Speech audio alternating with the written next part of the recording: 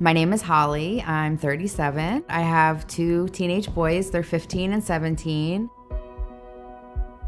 I was diagnosed with invasive lobular carcinoma on March 26th of 2019. A lot of that day was a blur to me. I think it was information overload, and at one point I just checked out. And I was 33. I wasn't thinking about breast cancer. It didn't run in my family. I had no reason to be worried about that.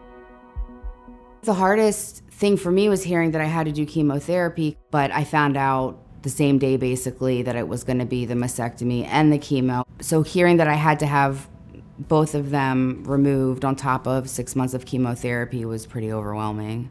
My mastectomy was April 24th of 2019, and then I waited roughly a month. I started chemotherapy May 31st of 2019, and the plan was 6 months of chemo followed by 6 weeks of radiation 5 days a week. And 3 years later, I am now going into my 13th surgery in June. I can't say enough about the nurses at Howard County General. It was round-the-clock care. I didn't need for anything, want for anything. I was in the hospital for a total of 5 days, and on the 5th day, most people would be ready to go home, and I didn't want to leave them because I knew that I wouldn't have that level of care when I went home. My biggest piece of advice is to first and foremost take care of your mental health. I didn't realize at the time that I needed these resources that were being offered to me. I was a single mom, so I felt like I needed to be able to just take it all on the chin and power through it and act like it was all okay. I needed some sort of outlet to save myself. In doing that, I came back to the Claudia Mayer Center and I realized that I had been here before and I knew exactly where it was. I called and just asked them about the free mental health support that they offered to cancer patients. I found out that there were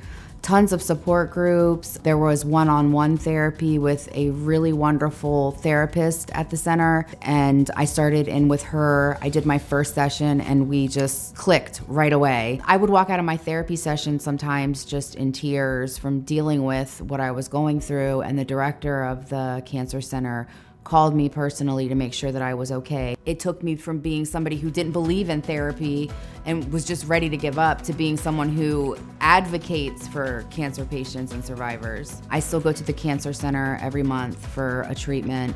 It's still very much present in my life. I wanted to share my story today to give others hope that you can get through this, that there are things out there that are meant to help you navigate the journey and that you don't have to do it by yourself.